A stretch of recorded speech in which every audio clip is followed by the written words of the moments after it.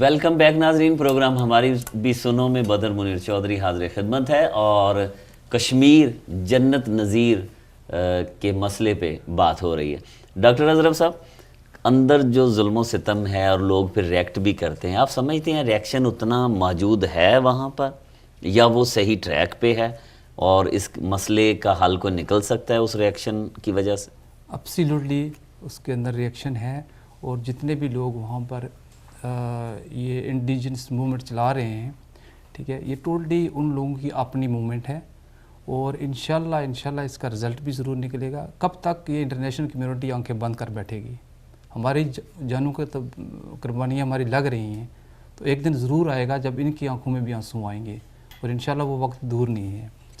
تو جو ہماری موومنٹ ہے وہ ڈے بہ ڈے انشاءاللہ بڑھ رہی ہے آگے، لیکن سب سے بڑی بات یہ ہے کہ ہمیں جو انٹرنیشنل کمیونٹی کا جو ایکسپلوئر ہے وہ نہیں مل رہا ہے وہاں پہ۔ اس کی بڑی بات جو ہے، فاروق پاپا سے بھی بہتر جانتے ہیں اس کو، کہ وہاں پہ انٹرنیشنل میڈیا کی کوئی انٹرنس نہیں ہے، وہ اس کو جانے بھی نہیں دیتے، جانے نہیں دے رہے۔ میں آپ کو ایک بتاؤں، پروفیسر ولیم بیکر سے انہوں نے ایک بک لکھی ہے کشمیر کے اوپر، وہ بیس بدل کر وہاں پر گئے تھے۔ اچھا، تو وہ وہاں اس چیز سے آپ اندازہ لگائیں کہ وہاں کی موومنٹ کتنی اسٹرانگ ہے۔ یہ کسی مسلمان یا کسی انڈین پاکستانی آتھر کے ورڈز نہیں ہیں۔ وہ وہاں پہ ان کو تو پہلی بات ہے کہ ویزا ہی نہیں مل رہا تھا، آج دن تک کوئی بندہ کو ثابت نہیں کر سکتا ہے۔ 4 صحافی گئے تھے 80s کے اندر، 84 میں، چاروں کو ملٹری نے مار کے دفن کر دیا تھا، اور ایلیگیشن لگا تھا مجاہدین کے اوپر کہ انہوں نے مارا۔ یہ ابھی بات ثابت ہو چکی ہے، اس کو انڈین آرمی نے مارا تھا، صرف یہ لوگوں کو ڈرانے کے لیے کہ انٹرنیشنل میڈیا اس بارڈر کے اندر آ کے ہماری سو کال ڈیموکریسی کو ایکسپوز نہ کرے۔ تو بات یہ میں کہہ رہا تھا کہ اب وہاں پہ اگر ہمیں انٹرنیشنل ایکسپلوئر نہیں ملے گا تو لوگوں تک پورے حالات نہیں، ہماری زبان کب تک ہم چلاتے رہیں گے اس کے اوپر۔ تو چیز یہ ہے کہ اس چیز کو جو پروفیسر ولیم بیکرز نے لکھا ہے، وہ یہ لکھتا ہے کہ میں وہاں پہ جب گیا تو بیس بدل کے وہ گئے تھے، تو کہتے وہاں پہ مجھے ایک کیپٹن جو تھا، سردار تھا کیپٹن، میں نے اس سے بات کی، میں نے کہا کہ تم لوگ اتنا، میں کافی دنوں سے دیکھ رہا ہوں، میرے پاس بھی آگے پیچھے ساری ملٹری ہوتی ہے، یہ ہوتا ہے، آگے پیچھے ہوتا ہے، تو میں لوگوں میں بھی جاتا ہوں، تو یہ لوگ تم سے کتنا پیار کرتے ہیں، ہندوستان سے کتنا پیار کرتے ہیں۔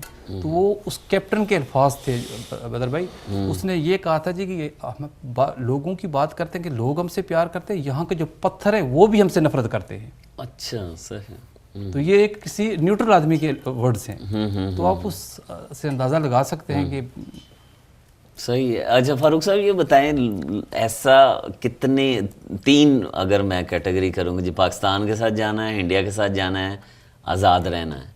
آزاد کشمیر جو ہے، یعنی کہ کشمیر آزاد ہونا چاہیے، انڈیپینڈنٹ ہونا چاہیے، یہ بھی وہاں پہ لوگ موجود ہیں اس طرح کے حامی ہیں؟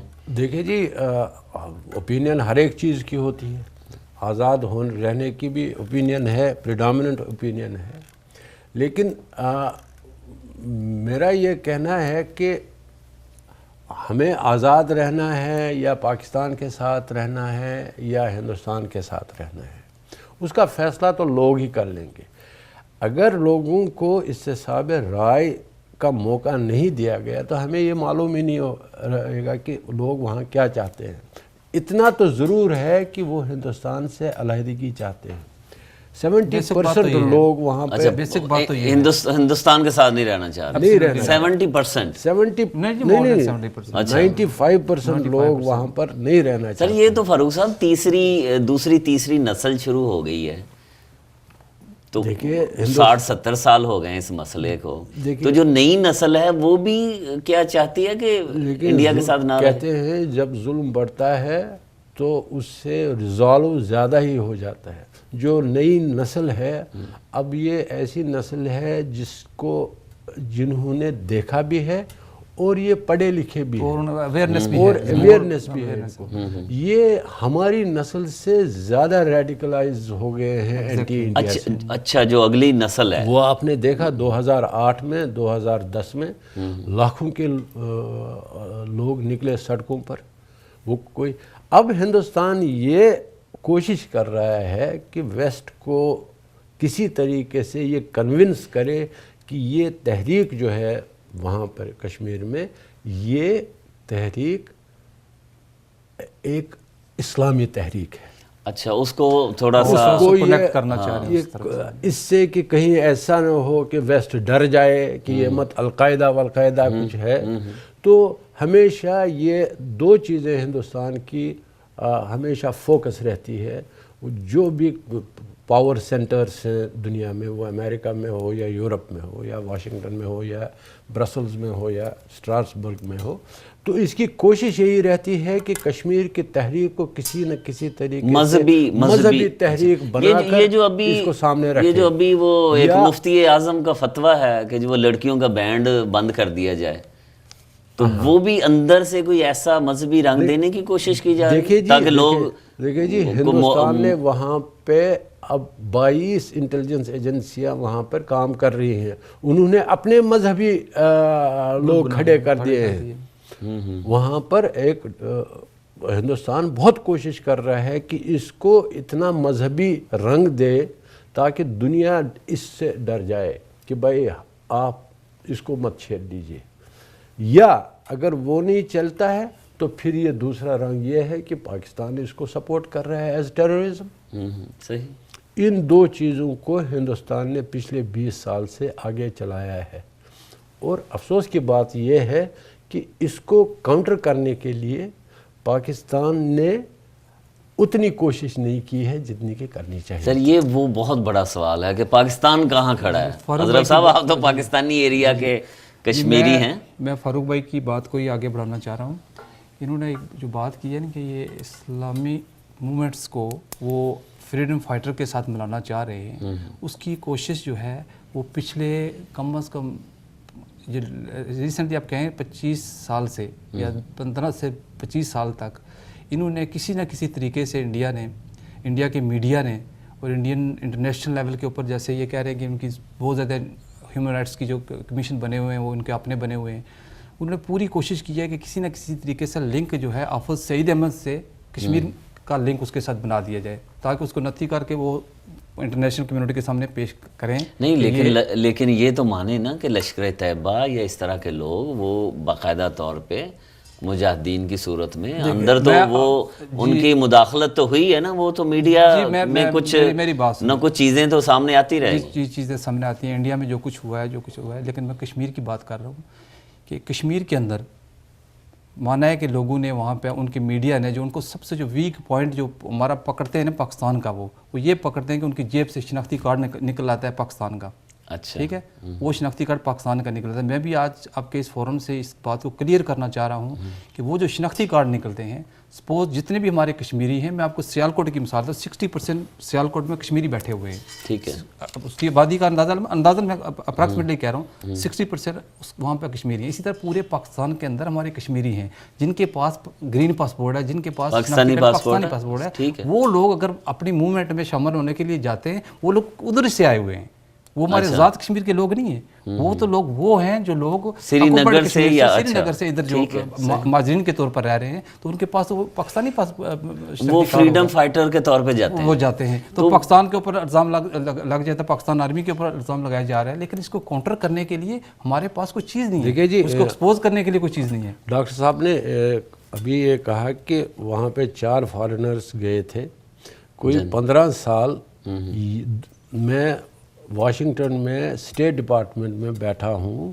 مجھے اسٹیٹ ڈپارٹمنٹ کے آفیشلز پوچھتے ہیں کہ بھائی آپ ہمیں یہ بتائیے کہ یہ الفاران کون ہے. میرے پاس جواب میں کوئی جواب نہیں تھا. میں نے ان سے یہ کہا کہ ہم جانتے نہیں ہیں کسی الفاران کو. میں نے یہ تنظیم کہیں دیکھی نہیں ہے سری نگر میں. تو یہ وہ کوشش یہ تھی ان کی کہ وہ جو 4 آدمی ہیں وہ ان کے قبضے میں، یہ میں کوئی 5-6 سال ٹھیک ہے کہ وہ ان سے جوڑا جائے کہ یہ کوئی ایسی تنظیم کے لوگ. ہاں، کیونکہ 15 سال 16 سال یہی ایک امپریشن رہا ویسٹ میں کہ الفاران ایک تنظیم ہے جو مجاہدوں کی تنظیم ہے، جو کشمیر کے کیا کہتے ہیں یہ ملیٹنٹس کی تنظیم ہے. تو انہوں نے ان 4 فارنرز کو کڈنیپ کر کے سر قلم کیا ہے ان کا. لیکن اس کے بعد پچھلے سال ہی اب ایک انویسٹیگیشن ہوئی لنڈن سے. انہی کے آدمی نے ایک انویسٹیگیشن کی اور ان دا اینڈ یہ پتہ چلا کہ الفاران हिंदुस्तान की बनाई हुई तंजीम थी। अब तो उनके वजीर खारजा, वजीर दाखिला, उनके ऐसे स्टेटमेंट ऐसे ये तो एक चीज़ है जो सामने आ गई है। ऐसे हज़ारों चीज़ें हैं जो हिंदुस्तान ने इस तहरीक को बदनाम करने के लिए की है। लेकिन अफसोस मुझे यही है कि पाकिस्तान हमारी डिप्लोमेटिक सपोर्ट कर रहा है, पाकिस्तान हमारी मॉरल सपोर्ट कर रहा है, लेकिन ऐसी चीज़ों को काउंटर नहीं कर सकता है। ठीक है, वो काउंटर नहीं कर सकता। तो उसमें thinking in Pakistan diplomatic support and Pakistan political support जो है कश्मीर में, उसमें रिथिंकिंग की ज़रूरत है। जैसे आप कश्मीरियों को ये नहीं कह सकते हैं कि आप भाई कंटिन्यू कर लीजिए, लड़ते रहिए आप हिंदुस्तान के साथ, हम दूसरी लेवल पर हिंदुस्तान के साथ दोस्ती करेंगे। कहीं ना कहीं कोई ऐसी पॉलिसी में कमज़ोरी है फारूक साहब। ये जो पॉइंट है कि पाकिस्तान कहाँ पर खड़ा है, छोटा सा वक्फा लेते हैं और इसी पे बात करेंगे। नाजरीन, मसला कश्मीर के हवाले से अगर आप कोई तजवीज़ देना चाह रहे हैं या आपकी कोई राय है तो हमें बताइए, और बड़ा आसान सा तरीका है कि info@tv1canada.com आप हमें ईमेल कर सकते हैं, या हमारे फ़ोन जो स्क्रीन पर आ रहा है आप उस पर फ़ोन करके अपनी राय से आगाह कर सकते हैं। पाकिस्तान कहाँ खड़ा है? क्या पाकिस्तान भी किसी दोगली पॉलिसी का शिकार हो रहा है मसला कश्मीर के हवाले से अपनी सियासी मजबूरियों की वजह से? इस सवाल का जवाब छोटे से वक्फे के बाद अपने मेहमानों से पूछेंगे। हमारे साथ रहिएगा।